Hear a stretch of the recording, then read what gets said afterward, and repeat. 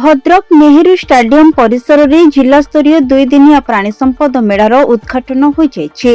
एही अवसर रे शिक्षा मंत्री सूर्यवंशी सूरज मुख्य अतिथि भाव में जोग देथिबा बेले भद्रक सांसद विधायकक सह जिलापाल दिलीप राउतराय उपस्थित रहिथिले। सरकारक द्वारा प्राणी संपद पई दिया जाउथिबा समस्त प्रकार सुविधा विषय रे चाषी को अवगत करा जायथिला।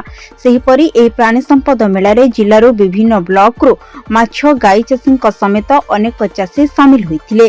मत्स्य प्राणी संपद मेला आज माननीय सांसद माननीय विधायक उपस्थिति रे अनुष्ठित हो जाउछि। जेउथिरे सरकारी योजना गुड़िक जो मानक पाई उद्दिष्ट से माने केउ भली भाव रे या द्वारा उपकृत हो पारिबे एवं ए योजनार वास्तव कार्यकारिता केउ भली भाव रे करा जाउछि न करा जाउछि से संपर्क रे मत प्रकाश हेतिला। मु आशा व्यक्त करूछि गोटे कोस्टल जिला भाव रे भद्रक जो संभावना रखी भद्रक जो संभार अच्छी ताहा पूर्ण भाव में व्यवहार करागले जिला निजे स्वयं संपूर्ण हेबा सहित अन्य जिल्लार डिमांड को मध्य मीटअप करि पारि। भद्रक शेख अब्दुल फितर रिपोर्ट सरकार न्यूज।